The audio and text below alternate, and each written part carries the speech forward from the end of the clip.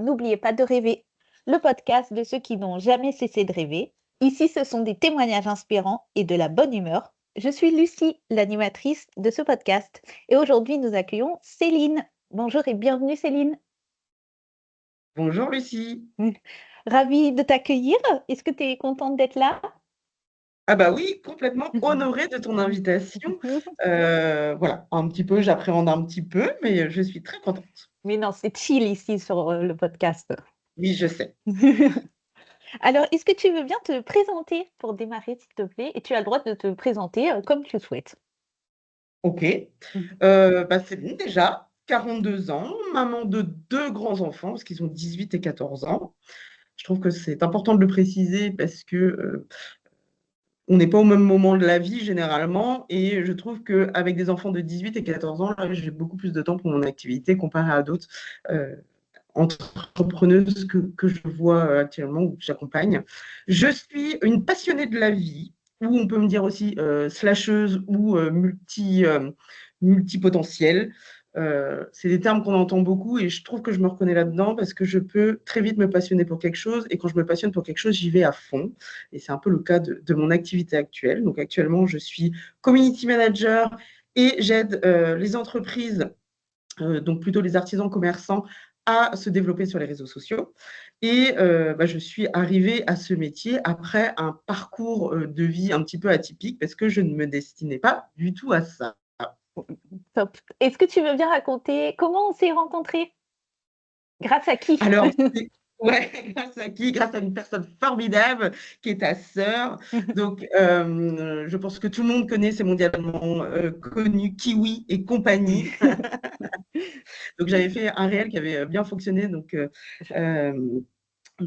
Une artisane qui est du côté de chez moi et qui fait des bijoux. Et la petite particularité, c'est qu'elle fait des bijoux, une partie de ses bijoux, avec des cartes routières, donc avec pas mal de villes bretonnes pour notre coin. Mais elle fait aussi, évidemment, si vous venez de Bordeaux, elle peut vous faire de Bordeaux et vous pouvez commander de Bordeaux sur son site. Donc, voilà. Donc, j'étais allée chez elle, elle m'avait présenté son activité. Vraiment, je trouve qu'elle a que c'est un exemple de réussite parce que ça fait, je ne sais plus combien de temps, ça fait plus de 7 ans, non? 7. Ouais, j'aurais dit 7 de mémoire. 7 ans qu'elle fait des bijoux et je trouve que c'est un gage de réussite parce que généralement, au bout de 2, 3 ans, les personnes arrêtent et n'arrivent pas forcément à vivre de leur activité. Et elle, ce n'est pas le cas en fait. Elle a réussi, mais par contre, elle se donne à fond aussi. Elle Oui. se donne les moyens. Donc voilà. Donc, c'est grâce à ta sœur qu'on s'est rencontrés. Elle m'avait parlé de toi. On avait pas mal parlé de toi le jour où je suis allée chez elle. Et donc, voilà. Et donc, elle est passée dans l'épisode 4. Donc, voilà, je remettrai l'épisode 4 dans la description. Je mettrai aussi ton réel que tu avais fait, qui est génial dans la Oui, description. avec le kiwi. Bah oui. Petit, il est parti. Bah oui. Est-ce que tu veux bien nous parler de ton parcours, justement, ce que tu disais un petit peu plus tôt, qu'il n'avait pas été forcément linéaire, je ne sais pas comment on peut dire, mais voilà. Oui, c'est ça. Et en fait, au début, je trouvais que c'était une originalité. Et finalement, quand je rencontre les gens, ou en tout cas les entrepreneurs, je me rends compte que c'est souvent le cas. On n'a pas souvent un parcours linéaire. Donc moi, pour expliquer, j'ai commencé par un DUT génie biologique. Donc je m'orientais Oui. pour être technicienne de laboratoire, donc pour faire les analyses médicales, faire les prises de sang et voilà, comme vous pouvez le connaître. Et après, j'ai continué jusqu'au master parce qu'on m'avait dit, issu de parents commerçants, j'avais des grands-parents aussi commerçants, on m'a toujours dit, surtout ne te lance pas dans le commerce, c'est trop dur, trop difficile, fais des études. Et du coup, moi, j'ai toujours associé études gage de réussite. Donc, vu que je D'accord. suis une petite fille très disciplinée, et ben, je suis allée jusqu'en master. Donc en master, j'ai fait un parcours plutôt biologie moléculaire et à la dernière année, j'ai fait un IAE gestion des entreprises avec comment une spécialité qualité et marketing. Donc voilà, donc déjà, normalement, j'aurais dû ressentir un sentiment d'accomplissement avec ce master parce que pour moi, Ouais. ça y est, c'était la réussite. À 25 ans, je devais avoir réussi ma vie. Et puis finalement, je me suis dit, bon, bah, j'ai mon master en poche, j'ai pas trop ce sentiment de réussite. allons chercher ce premier travail qui va me permettre de me transformer, de m'accomplir. Donc, me voilà arrivée dans une entreprise agroalimentaire où j'ai le poste de responsable de laboratoire. Et là, c'est un peu la désillusion. J'ai dit, oula, j'ai fait un master pour rentrer en fait dans cet univers que j'ai trouvé complètement déshumanisé, où il y avait effectivement ce côté rentabilité, où on demandait aux opérateurs toujours plus en leur donnant toujours moins, où on dénigrait un peu les postes d'opérateurs, alors que ceux qui étaient dans le bureau, ils étaient… voilà, il y avait vraiment une scission. Et moi, avec la valeur de l'humain que je mets en avant, je me suis dit, oulala, c'est vraiment en contradiction avec mes valeurs. Peut-être j'en avais pas conscience avant et ça m'a permis de voir là, là, moi j'aime pas trop en fait qu'on puisse faire cette scission. Tout être humain est important et surtout ceux qui font sortir les produits de l'usine en fait c'est ces personnes-là. Donc je trouvais ça dérangeant en fait. L'état d'esprit, je n'aimais pas du tout l'état d'esprit de l'entreprise et il n'y avait pas de place à l'humain. Et surtout, je suis arrivée dans un contexte un peu bizarre parce que j'ai pris le poste donc, du responsable de laboratoire que la personne qui deviendra ma collègue convoitait. Donc, je suis arrivée à sa place. Donc, elle me l'a fait sentir tout de suite. Donc, je suis arrivée dans un… où tout était bon pour me mettre des bâtons dans les roues. Et si on pouvait me faire sauter, c'était pas plus mal. Donc, je suis arrivée où tu sors d'études, donc tu n'es pas encore très sûr de toi. Tu arrives dans une place où finalement tu sens que tu n'es pas la bienvenue avec la personne avec qui tu partages le bureau. Les journées sont parfois compliquées.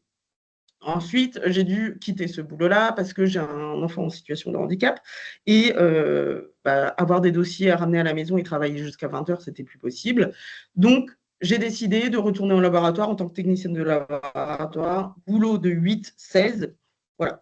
Donc, j'ai recherché, j'ai trouvé un boulot à Évreux, dans un hôpital, mais j'avais en même temps une proposition de poste dans un laboratoire de ville. Et ça, c'est important parce que le laboratoire de ville me proposait 9 mois.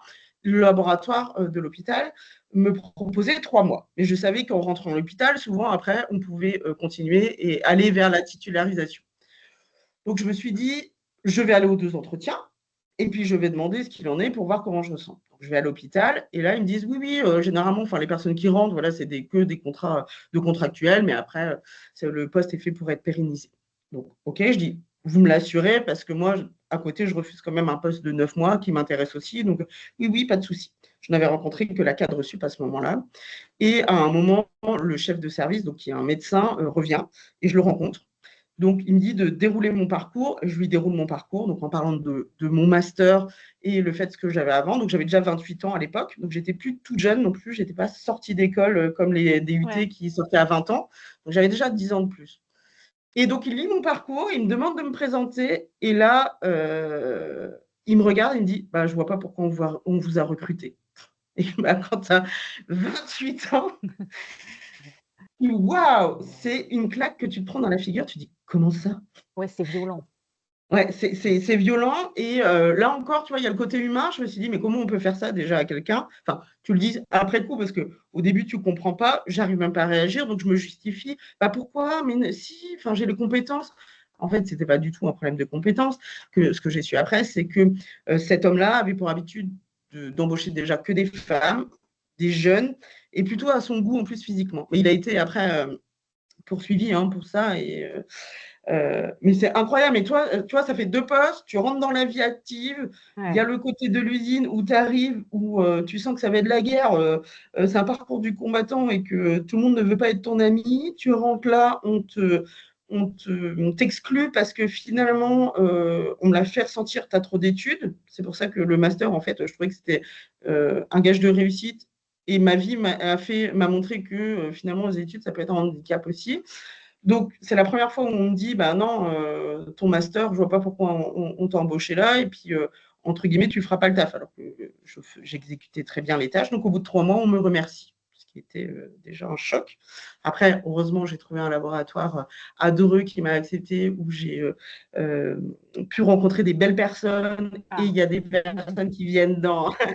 Ça fait du bien quand même. Oui. Qui reviennent, tu vois, que j'ai J'ai gardé contact et on a une maison à louer en Airbnb et elles viennent là la semaine prochaine, enfin à partir de vendredi, donc je vais pouvoir le revoir, donc ça c'est chouette. Donc me voilà là, après arriver sur Dreux. Mon mari étant gendarme, obligé de changer de travail, alors que je m'y sentais bien. On revient en Bretagne et là on décide, donc j'arrive à l'hôpital de Brest. Et là, pour la faire courte, mon fils a des besoins de plus en plus présents à cause de son handicap. Donc, je dois faire l'école à la maison. Enfin, au début, je ne dois pas faire l'école à la maison. Je demande à mes cadres de ne pas faire de nuit parce que c'est compliqué à la maison. On me le refuse parce que c'est comme ça. Il y a d'autres personnes qui voulaient faire des nuits avant ou après, mais on dit non, ça sera toi et c'est pas autrement parce qu'on l'a décidé. Et là, je me dis encore, waouh, c'est pas très humain, quoi, parce que c'est prévu dans le cadre, dans les textes, qu'on puisse te libérer du temps en cas de besoins particuliers, de situations particulières. Et puis il y a il y a la théorie, il y a la pratique. Et en pratique, si tu fais valoir tes droits, eh ben on te met au placard, on te dit non, ça va pas être possible. Donc, j'ai arrêté de travailler pour faire l'école à mon fils. Et là, je me suis interrogée beaucoup, effectivement, sur mon parcours professionnel. Et je me dis, en fait, depuis le début, je me suis quand même pris des grosses claques dans la figure où, à chaque fois, l'humain ressortait, où il y avait un manque d'humanité, un manque d'accompagnement. Et là, je me suis dit, mais moi, je ne peux plus, en fait, travailler là-dedans. Et donc, je faisais l'école le matin à mon fils. Et du coup, quand on me laisse réfléchir, j'ai 18 000 idées qui naissent à la minute. Et donc là, j'ai décidé d'ouvrir une boutique. Donc, chemin faisant, j'ai ouvert Etiquetoc, donc boutique d'accessoires zéro déchet, tout ce qui était donc tissus, produits naturels. C'était une belle aventure de 2 ans et demi. J'ai dû la fermer parce que voilà, ça fonctionnait plus très bien après le Covid. Mais c'est pas grave, c'était une super expérience et qui m'a propulsée vers la Bicom Academy. Et c'est ça tout le chemin en fait, ce qui a fait que je suis arrivée à la Bicom Academy parce que quand j'étais commerçante, je me suis rendu compte de la puissance des réseaux sociaux parce que je ne les maîtrisais pas encore. Parce qu'autant j'avais été formée au marketing, sauf que du coup, mon diplôme, il datait un petit peu. Maintenant, quand on sait qu'une compétence a une durée de validité de 2 ans maintenant, actuellement, ça datait un peu. Donc, j'ai décidé de me reformer surtout au marketing digital pour me réveiller les bases et apprendre cette nouvelle façon de vendre. Et là, je me suis dit vraiment, c'est vraiment un gros outil. J'ai envie d'y aller à fond. Et je me suis formée, mais j'ai fermé Etiquetoc entre deux avant de pouvoir vraiment exploiter ma formation. Donc, j'ai décidé de continuer. Je me suis dit, du coup, c'est un signe, je m'éclate là-dedans, il faut que j'en fasse quelque chose. Donc, j'ai continué à me former et c'est là que l'idée de la Bicom Academy est venue parce qu'on venait souvent me dire, mais comment tu fais? Parce que moi, j'aimerais bien, j'ose pas, je sais pas comment faire. Est-ce que tu peux m'aider? Et je dis, mais en fait, c'est ça. Et puis, j'adorais, en fait. Moi, je dis, mais si, il faut oser parce qu'il y a un côté un petit peu, donc le côté coaching, mais pas que coaching, apprendre sur les réseaux sociaux, c'est qu'il y a tout un travail de développement un peu personnel, des fois pour oser aller sur les réseaux sociaux. Et je me suis dit, banco, en fait, c'est ça que je dois faire,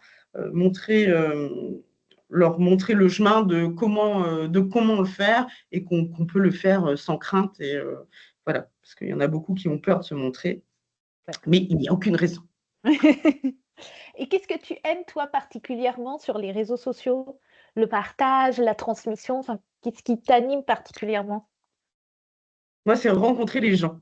C'est discuter avec des gens, cette capacité. En fait, j'adore apprendre et que les gens me racontent leur histoire parce qu'on a tous des parcours différents et exceptionnels. Et je trouve que c'est chouette. Et en fait, la magie des réseaux, c'est que tu peux parler avec des gens que tu ne connais pas du tout et que tu n'aurais jamais côtoyé ailleurs. Donc, c'est vraiment chouette. Et je trouve que d'un côté, les réseaux, il y a un petit blocage qui peut y avoir au début parce que on a peur de se montrer ou autre. Et après, il y a ce côté débridé, alors qui du coup peut avoir des mauvaises utilisations pour, par exemple, en parlant des haters ou autres. Et je trouve qu'Instagram est plutôt une safe place là-dessus. On a moins quand même de gens qui te harcèlent en commentaire ou qui te balancent des mauvais commentaires. Donc, je trouve que c'est un bon moyen de rentrer en contact avec les gens facilement. Et à ceux qui veulent pas se montrer justement sur les réseaux ou ceux qui ont peur, comment tu réponds toi Alors déjà, à je cette trouve question? que c'est nécessaire parce qu'il y en a beaucoup qui disent, alors moi, je veux être sur les réseaux, c'est souvent ça quand j'accompagne les gens. Moi, je veux être sur les réseaux, mais je ne veux pas me montrer. Ah, je dis, ah bah non, dans ces cas-là, moi j'ai une certitude, c'est qu'il faut se montrer. Alors, il n'y a pas besoin, par contre, d'aller danser, d'aller chanter ou de faire du fast cam directement. Enfin, je veux dire, même moi, j'aime pas trop faire le fast cam, parler. Je fais beaucoup de A, du coup, bon, en fait, comme j'ai dit dernièrement dans mes stories. Donc, ce n'est pas l'exercice que je préfère le plus, mais il y a différentes façons de le faire. Donc, il faut y aller crescendo.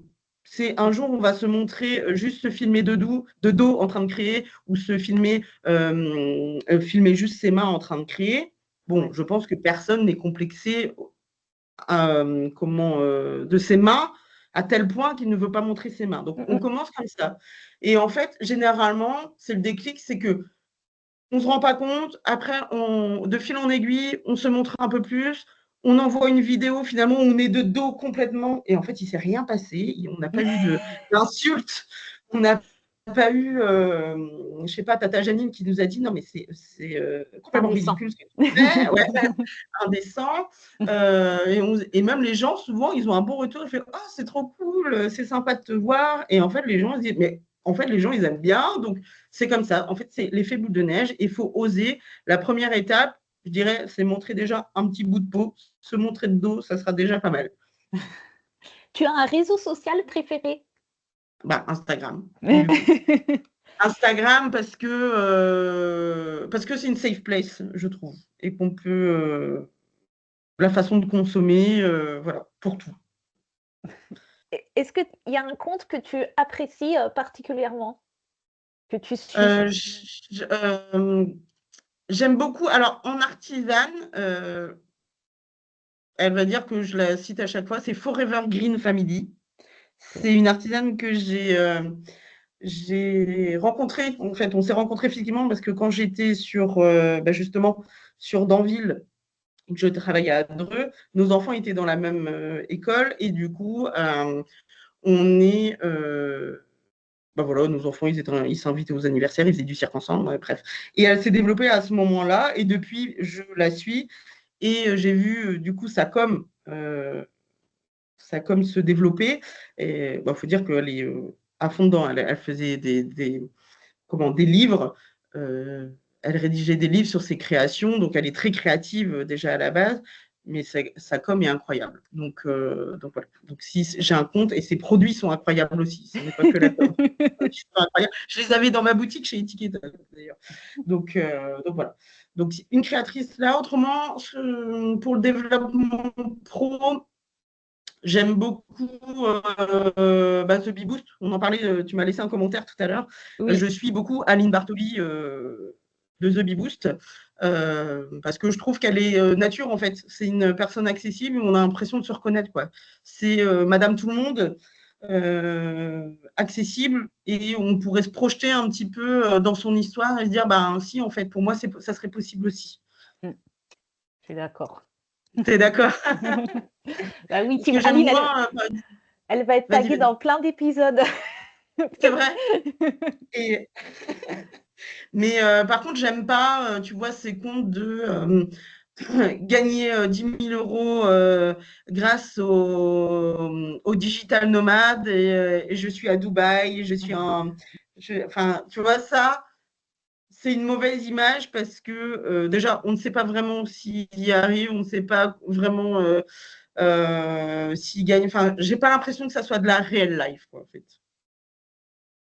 Est-ce que sur les réseaux, pour toi, c'est un moyen, d'exprimer sa personnalité? Complètement, complètement. Et c'est comme ça qu'on arrive à vendre. Parce que si vous ne montrez que vos produits, Ben, dans ce cas-là, c'est comme Amazon. En fait, les produits sur Amazon, ils sont présentés, on a la fiche technique du produit, voilà. Ce qui différencie les créatrices, et les artisanes et tous les indépendants, c'est vraiment la personne, sa personnalité. Et entre, par exemple, toi qui fais des bilans de compétences, il y a plein de personnes, désolé de te le dire si tu n'étais pas au courant, qui font des bilans de Je suis compétences, au Lucie. courant. Mais en fait, surtout sur le bilan de compétences, je trouve, on y va au feeling avec la personne parce Ah que oui, tu vas c'est passer humain. du temps. Ah oui. C'est humain. Il y a quand même une côté de coaching et de développement personnel aussi parce Ouais. que on rentre, c'est assez intrusif finalement un bilan de compétences parce qu'on va au plus profond de soi.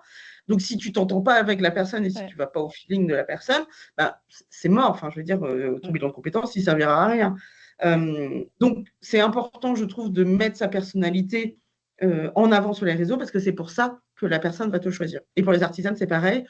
On n'achète pas finalement une boucle d'oreille, on n'achète pas un vase, on achète parce que c'est la personne qui l'a fait, qu'on a créé du lien, elle nous paraît sympathique, on a envie de lui faire plaisir presque en achetant son produit, et c'est comme ça que ça fonctionne, quoi. Alors moi, justement, dans les bilans de compétences, j'ai aussi des personnes qui peuvent avoir des connaissances sur certains sujets. Je pense notamment à une personne que je t'ai citée en exemple pour préparer l'épisode, qui quittait un poste dans une parainformatique, qui adorait tous les produits skincare, tout ça. Et je lui avais dit, mais lancez un compte pour, si vous voulez garder ben, un intérêt pour cette thématique-là, vous avez plein de conseils à partager. Et voilà, j'espère qu'elle passera par là, mais elle m'avait dit: «Mais non, mais pas du tout». Je n'avais pas réussi à la convaincre, mais voilà, je t'ai fait venir aussi pour que tu puisses, bah, partager toi ton regard sur cette thématique. Pour toi, les réseaux, est-ce que c'est un tremplin aussi de partage et de transmission de conseils? Complètement. Et je pense que si je n'étais pas arrivée à carrément sortir du boulot, si ma situation familiale ne m'avait pas obligée à quitter mon boulot, peut-être que je ne l'aurais pas fait de cette façon-là et j'aurais eu certainement un side business parce que finalement, j'en ai eu aussi, en plus de mes vies. J'ai des fois créé des bijoux en origami que j'ai essayé de OK. vendre sur Facebook, une petite page. J'avais essayé de faire la couture aussi. Donc, j'ai eu toujours cet attrait et ça veut dire que je ne me sentais pas complète avec le travail et qu'il Ouais, fallait chercher ailleurs. Et je pense que c'est le cas de beaucoup de personnes. ouais. On ne s'y retrouve plus complètement dans son travail salarié.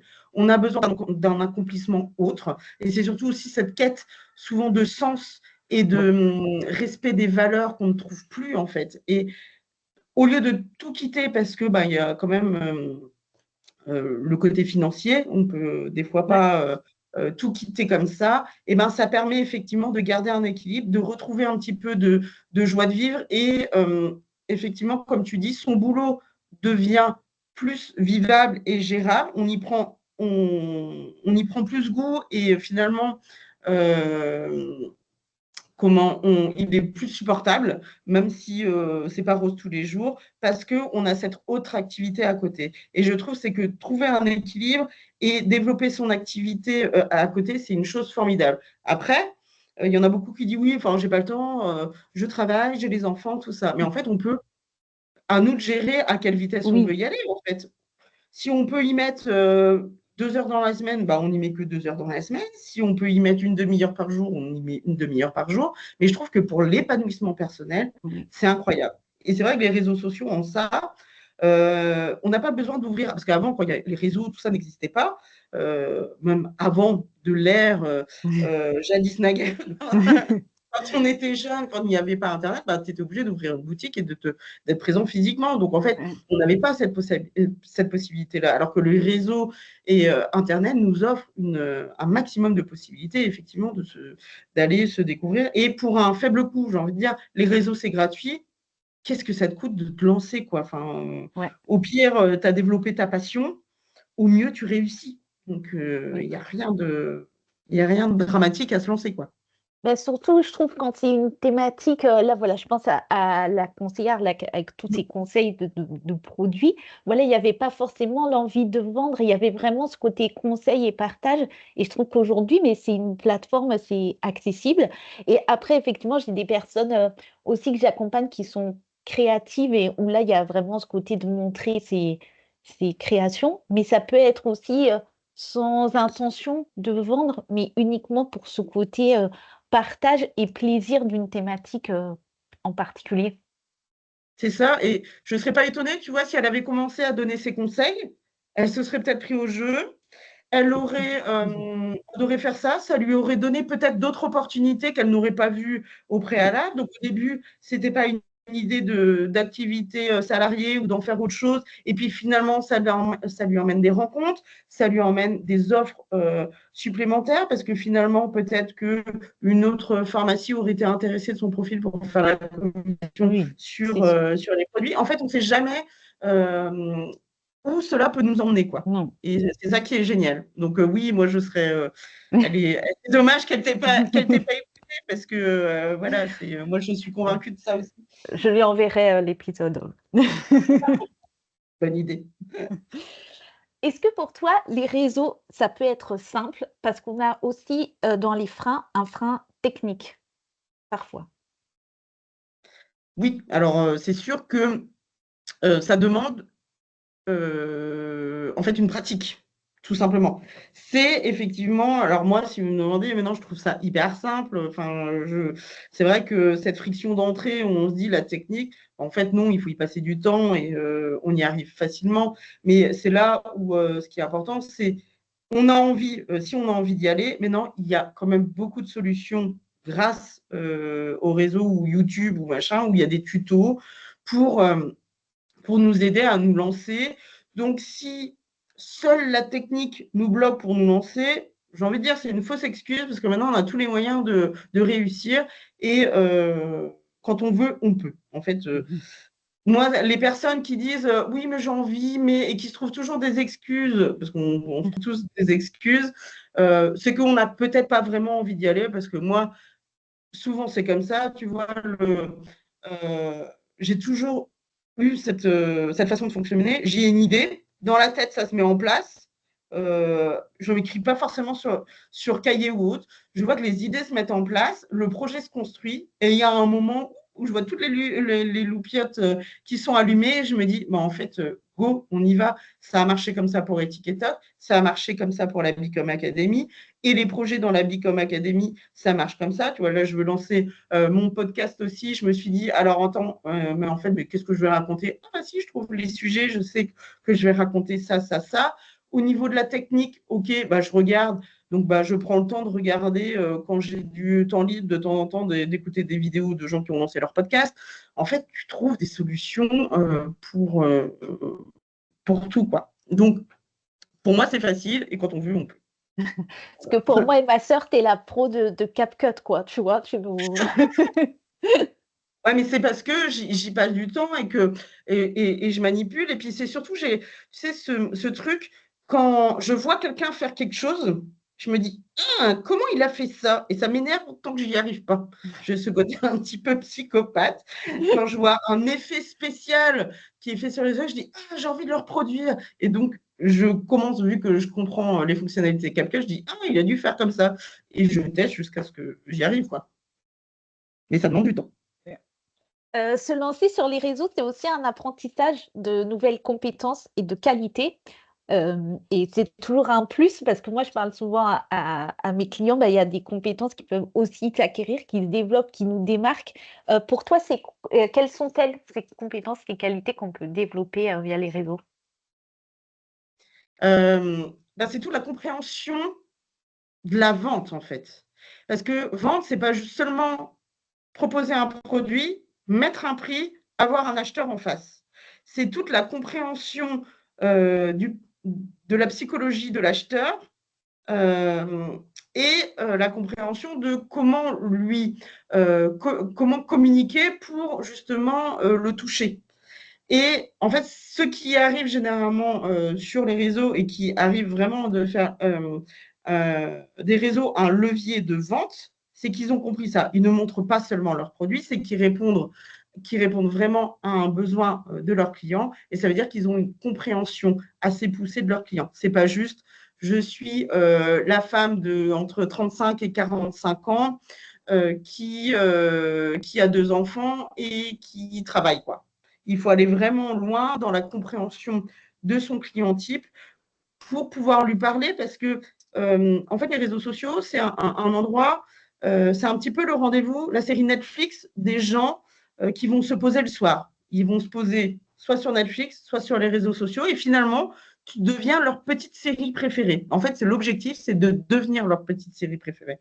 Et donc, si tu ne fais que vendre tes produits, autant dire que tu ne seras jamais la petite série préférée des gens parce que, à part les fans de téléachat, peut-être. Mais ils n'ont pas le même Bah, âge. le téléachat, je ne sais pas si c'est encore dans la tendance, hein. Je ne sais même pas si ça existe encore. Mais c'est un petit peu ça, en fait, le téléachat, ils vendent, c'est un peu les camelots, en fait, qui te vendent à coup de, voilà, c'est toujours incroyable, les fonctionnalités, mais ça ne fonctionne plus, en fait. De toute façon, enfin, ça doit fonctionner sur une minorité de personnes.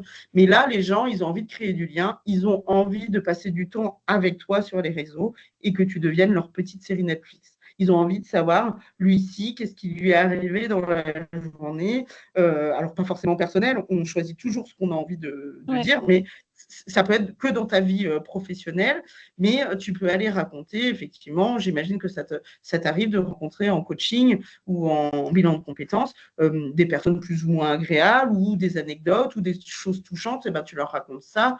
Les gens sont contents de vivre avec toi cette expérience, en fait. Justement, là, tu évoquais, ce côté, voilà, on est libre de ce qu'on veut partager. Alors ma manière de l'expliquer, c'est que je dis aux personnes qui me posent la question, je leur explique qu'il y a une différence entre le privé et l'intime. Est-ce que Mhm. tu es d'accord avec cette vision-là? Complètement, complètement. On ne montre vraiment ce qu'on veut montrer. Et c'est pour ça qu'il faut toujours garder en tête que ce qu'on voit sur les réseaux sociaux, ce n'est jamais 100% la réalité. Même si on est authentique, et si moi je suis toujours 100% authentique, c'est pas pour ça que tout le monde connaît 100% de ma vie. Et souvent, quand les gens, ah, je savais pas, bah oui, parce que tu savais pas, parce que je le raconte pas sur les réseaux. Et c'est un choix. Mon mari ne veut pas apparaître sur les réseaux, ou de dos ou de loin, tu vois, la lumière éteinte. C'est quelque chose que je respecte. Les enfants, à un moment, ils voulaient, ils veulent pas, j'en parle, mais je ne le montre pas. Et tu montres vraiment ce que toi, tu as envie de montrer et ce qui est nécessaire aussi pour ton activité. Mmh mh. Qu'est-ce que tu aimes, toi, sur les réseaux particulièrement et au contraire, qu'est-ce que tu détestes? Qu'est-ce que j'aime? Bah, c'est toujours rencontrer en fait les gens, cette facilité de contact et le fait que ça soit gratuit pour l'instant, parce qu'on voit bien que Instagram avec son certificat d'authentification, Oui. là, il veut essayer de commencer, on voit que ça commence à devenir payant si on veut un certain service. Mais c'est la puissance de l'outil qui t'est offert gratuitement. Donc, tu peux l'utiliser voilà, gratuitement. Donc, ça, je trouve que c'est une très belle opportunité pour pouvoir effectivement se développer et faire de ses rêves une réalité. Qu'est-ce que j'aime moins c'est le fait qu'il faut toujours avoir en conscience que les plateformes sont là pour gagner leur argent. Donc, on est obligé de jouer le jeu des réseaux sociaux. Donc, on est obligé de répondre au code. Donc, on ne peut pas faire du contenu 100%, enfin, du contenu authentique, oui, mais il faut quand même avoir conscience qu'il faut répondre au code. Donc, ça veut dire que, par exemple, sur Instagram, là, si tu ne maîtrises pas encore la plateforme, tu ne peux pas trop faire de la vidéo de 3 minutes en racontant juste ta vie, parce que pour l'instant, ce n'est pas le format qui est mis en avant par l'algorithme. Là, il vaut mieux faire des petites vidéos bien maîtrisées de 30 à 40 secondes avec des rushs de 3 secondes chacun, avec une voix off par-dessus, parce que c'est ce qui marche le mieux en ce moment. Donc, on est quand même obligé de répondre à certains codes.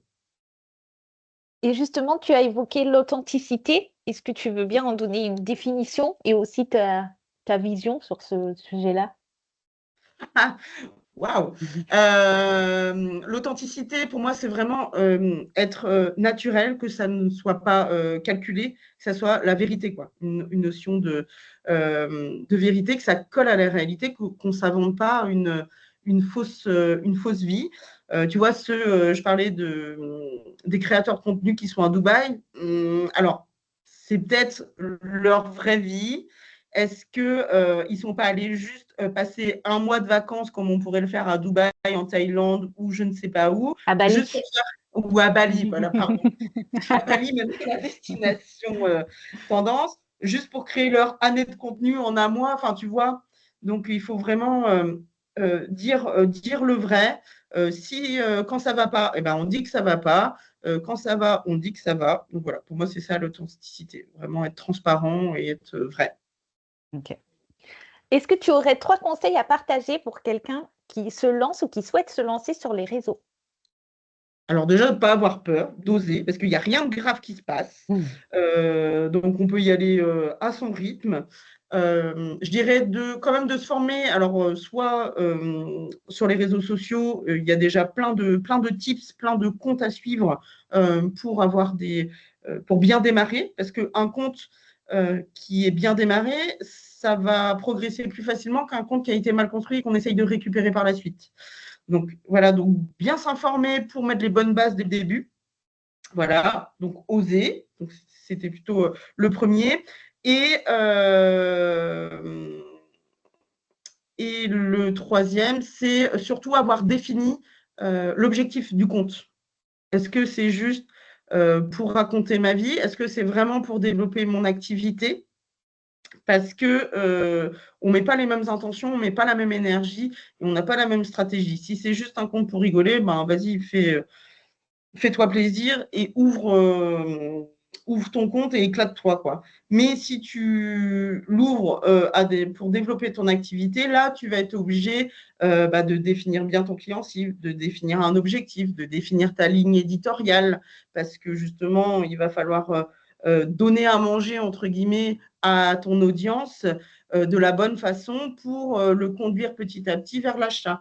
Et donc ça se travaille un peu, donc faut vraiment se documenter. Et un autre conseil, c'est ne pas mélanger le compte pro du compte privé. Parce que si vous consultez vos comptes privés sur le compte pro, ben là, c'est catastrophe. Vous,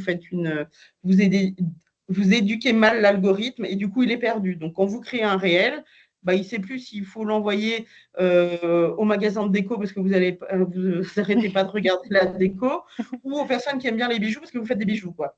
Donc, il faut vraiment faire attention, c'est que toute action qui est réalisée sur vos réseaux sociaux a une conséquence vis-à-vis de l'algorithme. Ça veut dire qu'il analyse vraiment toutes vos actions et donc toutes vos actions sont prises en compte après sur la façon dont est propulsé vos réels. Donc, voilà, bien séparer les choses. Où est-ce qu'on peut te retrouver, Céline, notamment sur les réseaux? Ah oui, sur Insta et Facebook, donc sur la Bicom Academy.